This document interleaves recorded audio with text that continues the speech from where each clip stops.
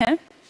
कल मैंने आप लोगों को हम लोग एक टॉपिक पढ़ना शुरू कर चुके थे, कई दिन से बातचीत चल रही थी, दिल्ली सल्तनत। सल्तनत क्यों कहते हैं? क्योंकि इसका मुखिया सुल्तान था, और जैसे राजा का राज्य होता है ऐसे सुल्तान की जो टेरिटरी होती है उसे सल्तनत कहा जाता है। तो ये दिल्ली सल्तनत थी, जिसमें स्टार्टिंग में राजधानी दिल्ली ना बना के लाहौर बनाई थी, जिसकी स्थापना का श्रेय तो गया था कुतुबुद्दीन ऐबक को, लेकिन ऐबक उतना चालाक कह लीजिए या कह लीजिए कि उतना लकी भी नहीं रहा। इसलिए महज 4 साल बाद एक गेम खेलते टाइम घोड़े से गिरकर उसकी डेथ हो गई, और उन 4 सालों में उसने छुटपुट सा जो भी काम किया, जिसके बिहाफ पर हम कहते हैं कि ऐबक ने इस नए दिल्ली सल्तनत की नींव रखी थी। लेकिन दिल्ली सल्तनत की वास्तविक स्थापना का जो श्रेय गया वो इससे अगले आदमी को गया, जिसका नाम था इल्तुतमिश। कल हमने पूरा डिटेल से उनकी कहानी को मैं 2 दिन पढ़ा चुकी हूँ। पहले कहानी सुनाई थी, कल पूरी स्लाइड्स के माध्यम से उसके नोट्स मैंने आपको बनवा दिए थे। तो इल्तुतमिश एक ऐसा कैरेक्टर है जिसने जान डाल दी अपनी सल्तनत में, जिसने अपने टाइम में सिक्के चलवाए, जिसने परमिशन ली खलीफा से, जिसने 40 तुर्क सरदारों का तुर्कान ए चहलगानी एक ऐसे संगठन का उसने निर्माण किया जो उसके लिए बहुत हेल्पिंग हैंड रहे, और अगले 25-26 सालों तक वो बहुत बढ़िया तरीके से राज कर पाया। किस्मत ने भी उसका साथ दिया। कहते हैं जो हिम्मत करता है किस्मत उसी का साथ देती है, और उसी की किस्मत के कारण यलदौज के ऊपर ख्वारिज्म शाह का अटैक हुआ। यलदौज भागा भागा तराइन आया और उस युद्ध में मारा गया। ऐसे ही फिर कुबाचा ने गड़बड़ कर दी और कुबाचा को भी सेनाएं भेज के उसका चैप्टर भी क्लोज। ऐसे ही फिर ख्वारिज्म शाह के पीछे पड़ गया चंगेज खां। चंगेज खां के भय के कारण ख्वारिज्म शाह का बेटा, जिसका नाम क्या था, एक इंपॉर्टेंट आदमी मंगबरनी, भारत में शरण लेने आया, लेकिन उसको शरण नहीं दी और उनके दूत का भी मर्डर कर दिया था इल्तुतमिश ने। 1221 की घटना। इल्तुतमिश का बड़ा बेटा था जो कि एक्सपायर हो गया, मारा गया, और उसी की याद में इसने सुल्तानगढ़ी का मकबरा, जो इंडिया का पहला मकबरा भी बना, वो बनवाया था दिल्ली में। इसके बेटों में लायक बेटे कई थे, लेकिन लायक बेटा इसका मारा गया था, और इसका आगे जो दिख रहा था इसको कि भाई कल को मैं जब चला जाऊंगा तो मेरी सल्तनत का मालिक कौन होगा, वारिस कौन होगा, कोई भी बेटा लायक नहीं लगा। तो इसने लास्ट डेज में मरने से कुछ पहले कहा कि मेरी बेटी अगली शासिका बनेगी। ये बात उस टाइम के ना तो उलेमा वर्ग को पसंद आई और ना ही अमीरों को, क्योंकि किसी महिला की स्थिति ऐसी होना कि वो हेड ऑफ द स्टेट बने, ये उस टाइम के इस्लामी कानून के खिलाफ था। महिलाओं की स्थिति आप समझ सकते हैं कि इस्लामिक जो कानून थे उनमें महिलाओं की इंपॉर्टेंस नहीं थी उतनी जितनी कि एक राजा की होनी चाहिए। तो शासिका के फॉर्म में वो कभी उसको एक्सेप्ट कर ही नहीं पाए, और खुद उसके पीएम ने, जो उसका प्रधानमंत्री रहा होगा, उसने भी इसको अपोज किया कि महाराज आप ठीक नहीं कर रहे हैं, जैसे भी हैं आपके बेटे, आप उन्हीं को योग्य नहीं है तब भी उत्तराधिकारी उन्हीं को बनाइए। लेकिन 26 साल की कड़ी मेहनत से जिस सल्तनत को, जिस प्रॉपर्टी को खड़ा किया था इल्तुतमिश ने, उन्हें लगा कि अगर इनको संभालने वाला ही लायक आदमी नहीं होगा तो फिर क्या फायदा मेरी इस पूरी मेहनत का। तो उन्होंने अपने जीवन काल में ही लास्ट डेज में कह दिया कि मेरी बेटी अगली शासिका बनेगी। लेकिन ऐसा नहीं हुआ, क्योंकि ना तो दिल्ली के अमीर इस बात को पचा सकते थे कि किसी महिला के सामने वो सर झुका के खड़े रहें या महिला उनको ऑर्डर दे और वो उस काम को करें, और कहा गया कि ये शरीयत के भी कानूनों के, मतलब धर्म के अकॉर्डिंग भी ठीक नहीं है। तो अमीरों को, और ये लगा लो जो उस टाइम का उलेमा वर्ग था, उन्हें ये बात रास नहीं आई, और उन्होंने कहा कि ये शासिका नहीं बन सकती। तो रजिया सुल्तान शासिका नहीं बनी थी पिताजी की डेथ के तुरंत बाद। फिर कौन बना? रजिया सुल्तान का एक भाई था जिसको कि हेड बना दिया गया, उसका नाम था रुकनुद्दीन। जैसे बनना था रजिया को, लेकिन रजिया का महिला होना इसका कहीं ना कहीं नेगेटिव फैक्टर साबित हुआ, और इसके सब गुणों पे भारी पड़ा इसका औरत होना, क्योंकि सिर्फ औरत होने के कारण ही इसकी गद्दी इसको मिल नहीं पाई थी। मिली थी लेटर स्टेज में, लेकिन वो भी टिक नहीं पाई थी। रजिया सुल्तान का एक भाई था जिसका नाम था रुकनुद्दीन। रुकनुद्दीन, इन दोनों के पिताजी तो एक थे पर दोनों की माँ अलग अलग थी। आप जानते हैं ना, उस टाइम में भी कल्चर था कि एक ही राजा, एक ही सुल्तान बहुत सारी विवाह, बहुत सारी शादियां करता था। तो पिता तो दोनों का एक है, लेकिन माँ दोनों की अलग है। अब जो ये रुकनुद्दीन हेड बना, ये क्यों बना? क्योंकि ये योग्य नहीं है लेकिन आदमी है, क्योंकि आदमी है तो इसको प्रेफरेंस में रखा गया। रुकनुद्दीन हेड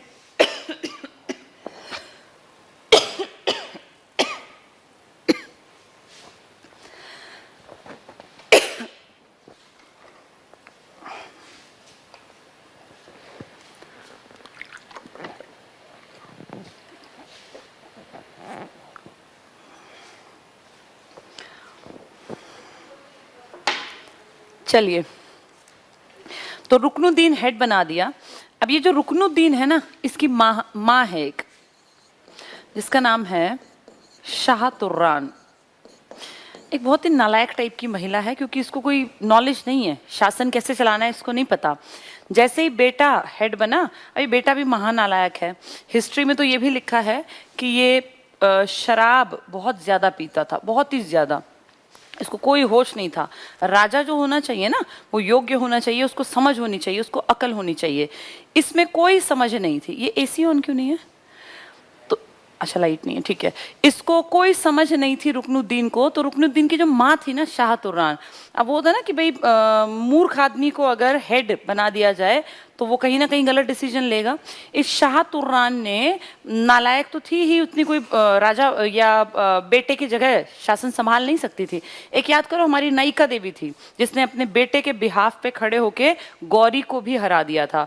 और एक ये शाह तुर्रान थी, अपने बेटे की जगह शासन चलाने लगी। और नाम चलेगा रुकनुद्दीन का, लेकिन काम ये करेगी। इसने क्या टारगेट बनाया कि अब तो मैं शासिका हूं और जैसा मेरा मन करेगा, मेरा बेटा राजा है, मैं वैसा करूंगी। जिसने कभी भी जीवन में इसके साथ गलत व्यवहार किया या इसको मान लीजिए डांटा या कुछ भी किया, इसने उनको चुन चुन के बदले लेने स्टार्ट कर दिए। बिल्कुल निरंकुश शासन, जिसको मन करती उसका हाथ कटवा देती, जिसका मन करता उसको फांसी की सजा। इस तरह से शासन थोड़ी चल सकता है। कुछ दिन हो सकता है कि गलती से आप राजा के रूप में बैठे रहें, लेकिन लंबे नहीं टिकेंगे। और इसीलिए लोग परेशान हो गए और धीरे धीरे करके इस नालायक, क्योंकि इसमें लायकियत नहीं है, कि खबरें चर्चे हर जगह फैल गए। और इसी कारण अलग अलग इंडिया के जो प्रांत थे ना दिल्ली सल्तनत में, जैसे दिल्ली सल्तनत में लाहौर भी था, दिल्ली सल्तनत में पंजाब भी था, दिल्ली सल्तनत में मुल्तान भी था, सिंध भी था, बहुत सारे इलाके थे, कन्नौज भी था। तो यहाँ धीरे धीरे करके विद्रोह भड़कने लगे। भाई ये कैसा राजा है, ये कैसा शासक है, हम इसको सुल्तान नहीं मानते। तो जब ये बहुत ज्यादा भड़कने लगे तो रुकनुद्दीन को खबर मिली कि भाई ऐसे ऐसे लोग आपके एंटी हैं, ये जो सरदार है। तो ये उनको दबाने के लिए अपनी सेना लेके निकल पड़ा। अब जब ये सेना लेके निकल पड़ा तो जो दिल्ली थी राजधानी, वो खाली हो गई। उस मौके का फायदा उठाया इस महिला ने, रजिया सुल्तान ने। और रजिया सुल्तान एक दिन लाल रंग के कपड़े धारण करके और पूरे भरे बाजार में, जहां सब आदमी औरतें आम जनता थी, उनके बीच पहुंच गई। और वहां इसमें राजमहल में भी इसने ये काम किया और बाहर भी जनता के बीच में भी, और कहा कि देखो, मेरे पिताजी की इच्छा थी, क्योंकि मेरे भाई लायक नहीं थे कि मैं शासिका बनूं, लेकिन महिला होने के कारण मुझे शासिका नहीं बनने दिया गया और मेरे एक नालायक भाई रुकनुद्दीन को शासक बना दिया। और वो उसका जो व्यवहार है, जो उनकी माँ जो हेड बन गई है, ये बिल्कुल गलत है। और मैं नहीं चाहती कि पिताजी की इतनी बनी बनाई संपत्ति, इतनी प्रॉपर्टी या ये जो राज्य है, जो सल्तनत है, ये तबाह हो जाए। इसलिए अगर आप साथ देंगे तो मैं शासिका बनने को तैयार हूँ। जो उसका बातचीत करने का तरीका था ना, उसका जो कॉन्फिडेंस लेवल था, जनता को लगा कि सच में ये योग्य महिला है। और था भी ऐसा, वास्तव में ये योग्य थी। उन्होंने कहा ठीक है, हम रुकनुद्दीन से अपनी छुट्टी चाहते हैं और हम चाहते हैं कि आप ही अगली शासिका बने। जनता ने पसंद किया था रजिया सुल्तान को। लाल कपड़े धारण करके इसलिए गई थी क्योंकि क्रांति का रंग होता है लाल। विद्रोह करना है, विरोध करना है तो लाल रंग का यूज कर सकते हैं। तो जनता ने इसको पसंद किया और जब तक इसका भाई बाहर था, ये दिल्ली की सल्तनत की मालिका बन गई। ये रजिया सुल्तान बन गई। रजिया सुल्तान बन गई सुल्तान। भाई को पता चला, रुकनुद्दीन भागा भागा वापस आया। आते ही उसका मर्डर करवा दिया गया। ये नॉर्मल बात थी तब, ये कोई ये नहीं था गलत था सही था, ये बिल्कुल नॉर्मल था। एक जो भी सुल्तान बनेगा, दूसरा जो उसकी टक्कर में आएगा उसको वो मरवा देगा। तो रुकनुद्दीन का पत्ता साफ। रुकनुद्दीन साफ तो फिर शाह तुर्रान क्या करेगी? यानी अब दिल्ली सल्तनत की मालिका कौन बन गई? रजिया सुल्तान। 4 साल इसने राज किया। हो सकता है 40 साल करती, पर महिला होना इसके लिए कहीं ना कहीं नेगेटिव साबित हुआ।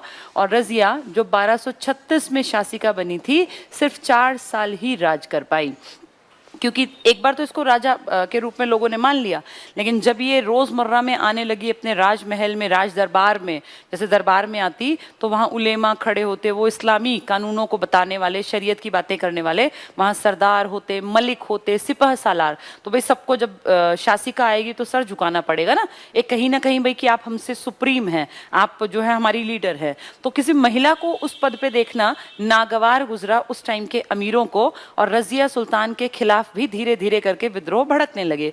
ये विद्रोह करने वाली जनता नहीं थी, ये सरदार थे, ये मलिक थे, ये सिपह सालार थे, ये अमीर थे, क्योंकि महिला उन्हें पसंद नहीं थी कि हमारे ऊपर राज चलाए या हमें रूल्स बताए या हमसे काम करवाए। तो ये चीजें इसको पसंद नहीं थी जनता, अमीरों को, सरदारों को। तो 1236 से 40 का जो दौर था, बहुत ज्यादा विद्रोह हुए, कभी कहीं विद्रोह कभी कहीं। तो विद्रोह होने लगे तो इसके दिमाग में एक बात आई कि जो ये तुर्क सरदार है ना, ये अपने आप को हीरो समझते हैं, और क्योंकि तुर्क सरदार सबसे ऊंची पोस्ट पर बैठे हैं तो ये कुछ भी कर सकते हैं। तुर्क ही अमीर थे, तुर्क ही सरदार थे। तो इसने दिमाग दौड़ाया और इसने कहा अगर तुर्कों की टक्कर में दूसरी कम्युनिटी में खड़ी कर देती हूँ तो ये तुर्क अपने आप सीधे हो जाएंगे। इसीलिए रजिया सुल्तान ने गैर तुर्क जो लायक लोग थे, इनको ऊंचे पद देना शुरू कर दिया। जब गैर तुर्कों को पद मिलने लगे तो इस बात से तुर्क सरदार और चिढ़ गए कि ये औरत तो हमारी टक्कर में दूसरी कम्युनिटी को ले आई, और अगर ऐसा ही चलता रहा तो हमारी इंपॉर्टेंस तो खत्म हो जाएगी। इसलिए और ज्यादा विद्रोह भड़कने लगे। ऐसे विद्रोह जगह जगह भड़कने लगे। इसके अलावा जैसे इसी पॉइंट में जोड़ दें, एक आदमी था जिसका नाम था याकूत। याकूत एक गैर तुर्क था। कहते हैं रजिया सुल्तान ने इस याकूत को इतनी इंपॉर्टेंस दी कि ये सब तुर्कों पे भारी पड़ने लगा, यानी इसके हिसाब से शासन चलने लगा, और इसको बना दिया अश्वशाला का प्रधान। अमीर ए आखूर, आखूर थी अश्वशाला, यानी पूरी जो घोड़ों की सेना है ना, उसका हेड बना दिया याकूत को, जो कि गैर तुर्क था। अब तुर्की सरदार इस बात को बिल्कुल भी पचा नहीं पाए, और याकूत से चिढ़ता था हर कोई। इसी दौर में जब ये सब चल रहा था ना, तो कहीं कहीं पे लाहौर, सिंध, मुल्तान, पंजाब, हर जगह विद्रोह कि भाई गैर तुर्क को कैसे बना रही हो, तुर्क को क्यों नहीं बना रही हो, और तुम गलत तरीके से काम कर रही हो, शरीयत के खिलाफ जा रही हो। जैसे ये कपड़े पहन के आती तो आदमियों वाले कपड़े पहनती थी, ये औरतों वाले कपड़े नहीं पहनती थी। वो बुर्का नहीं, जो इसके पिताजी की ड्रेस थी ना, सेम वैसी ड्रेसेस इसने बनवाई, और आदमियों की तरह पूरी इसकी चाल ढाल, और वैसे ही पूरा जैसा कपड़ा था, चोगा पहनना, जैसा कोई सुल्तान था, सेम वैसी कॉपी मान लीजिए रजिया सुल्तान को। तो ये सब बातें लोगों को गवारा थोड़ी थी। जनता तो धीरे धीरे चलो फिर भी मान लेगी, लेकिन जो अमीर वर्ग है, जो तुर्की सरदार है, वो इस बात को नापसंद कर रहे थे। और फिर इसकी दूसरी गड़बड़ कि इसने गैर तुर्कों को ऊंचे पदों पर बैठा लिया, अमीर आखूर बना दिया याकूत को। वो धीरे धीरे विद्रोह जानबूझ के भड़कवाने लग गए। दिल्ली के सरदार कभी लाहौर वाले को कह रहे हैं कि तू कोशिश कर और इसके खिलाफ क्रांति कर, विद्रोह कर। तो ये जगह जगह जब ये सब चल रहा था, तो इसी दौर में भटिंडा मतलब आज का पंजाब वाला इलाका, भटिंडा में एक गवर्नर था, इसने भी विद्रोह कर दिया। इसका नाम था अल्तूनिया। तो ये तुर्क था और वो पद दे रही थी गैर तुर्क को, यानी याकूत गैर तुर्क था। तो अल्तूनिया ने जब ये विद्रोह किया, दिल्ली से भटिंडा तो पास ही तो है भाई, आज भी आप देखो भटिंडा पंजाब इतना दूर नहीं दिखता। तो उस टाइम तो ये लगा लीजिए घोड़ों पे इतनी पास जाना बहुत नॉर्मल दिखता था, क्योंकि तब तो लोग उत्तर से दक्षिण भारत जाया करते थे, उसको दूर मानते थे। तो ये फटाफट विद्रोह को दबाने के लिए जैसे ही अपने घोड़े पे सवार होकर निकली, भटिंडा पहुंची, ये थी और याकूत था। याकूत का मर्डर कर दिया अल्तूनिया ने, यानी जिसको इसने इंपॉर्टेंस दे रखी थी याकूत, इसका मर्डर कर दिया। किस आदमी ने? अल्तूनिया ने इसका मर्डर करके रजिया को बंदी बना लिया।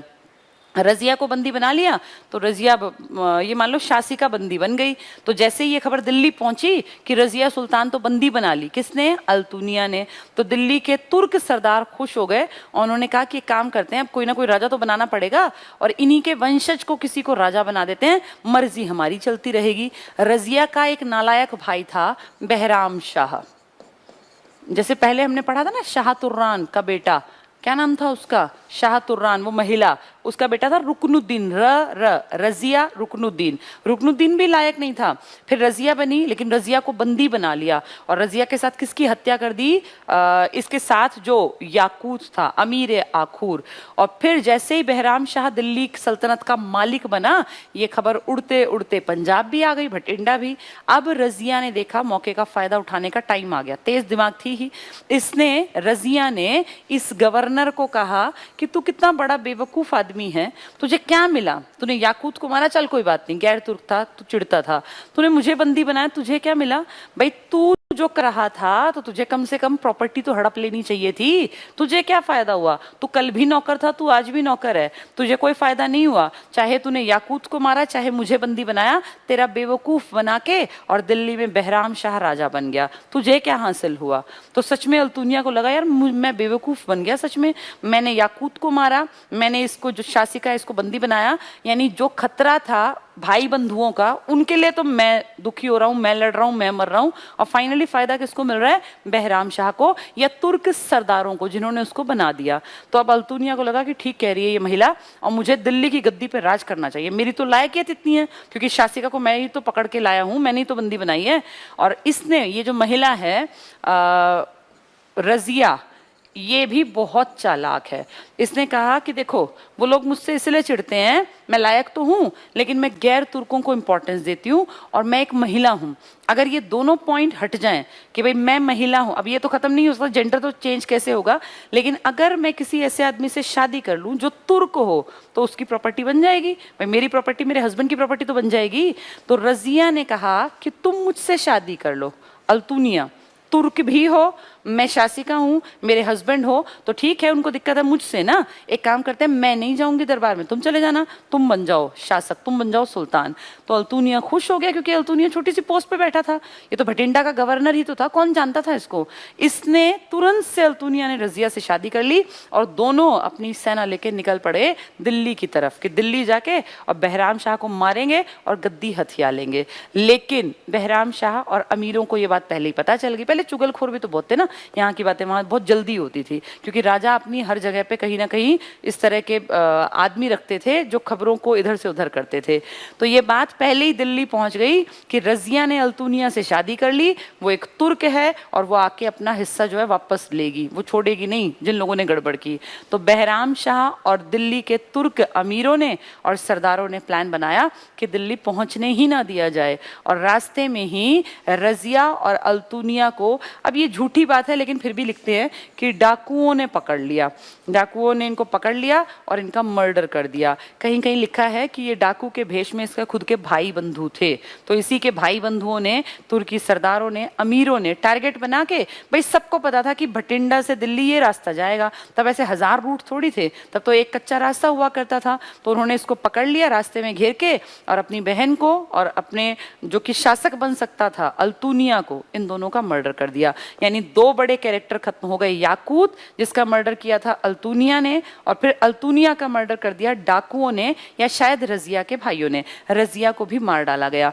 न ये इंपॉर्टेंट है न ये, लेकिन रजिया इंपॉर्टेंट है, इसीलिए इसका मकबरा बना।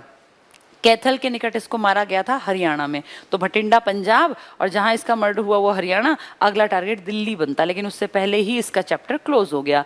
अब अमीर फ्री हो गए कि अब हमें कोई डर नहीं, न रजिया आने वाली, न अल्तुनिया, न याकूत। उन्होंने खुली तरह से बहराम शाह को राजा या सुल्तान घोषित कर दिया। तो देखो 4 साल में क्या कुछ हो गया। जब तक पिताजी थे तो कैसी प्रॉपर्टी, कितना बढ़िया कामकाज चल रहा था, सब कुछ बढ़िया था।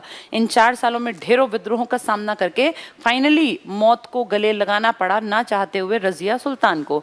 रजिया सुल्तान की मौत के बाद 40 में चली गई ना वो, अगला राजा, अगला शासक, अगला सल्तनत का मालिक बनता है बहराम शाह। ये लायक नहीं है इसलिए राज कर ही नहीं पाएगा।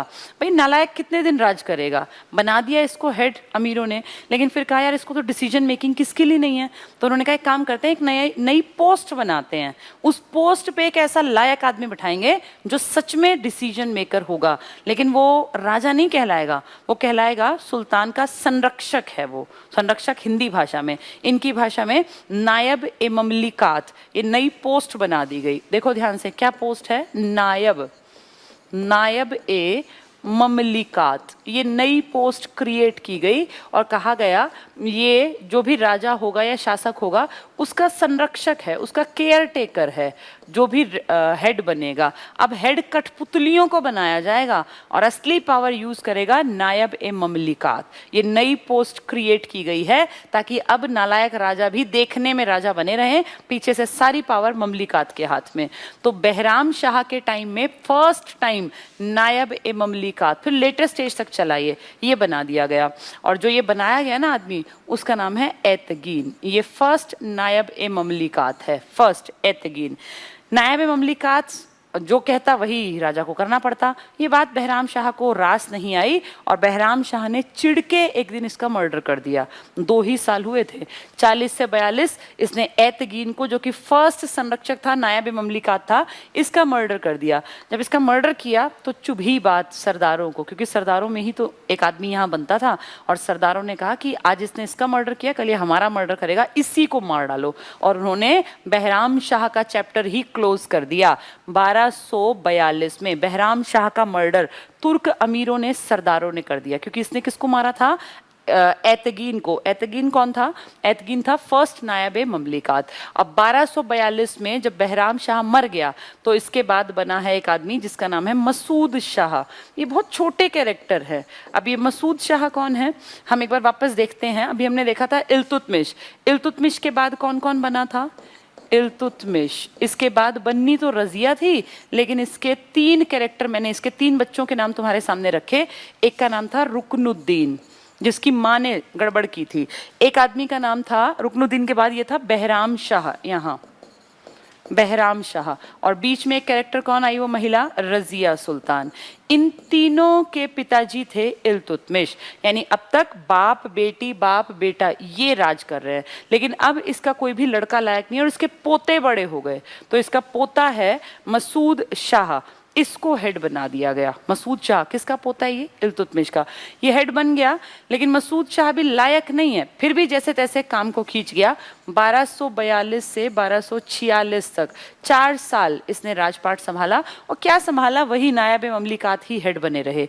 आदमी बदलते गए, पोस्ट वही इंपॉर्टेंट बनी रही।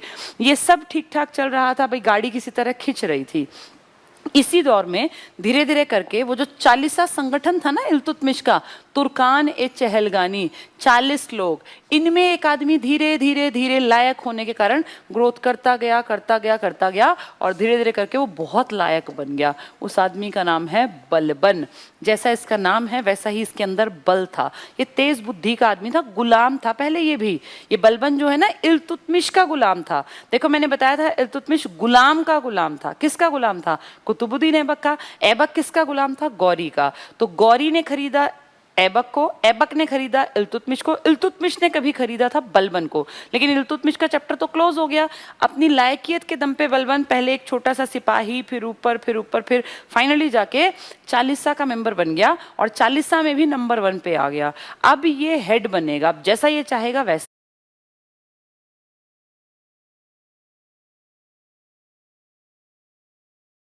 जाता है नासिरुद्दीन महमूद को।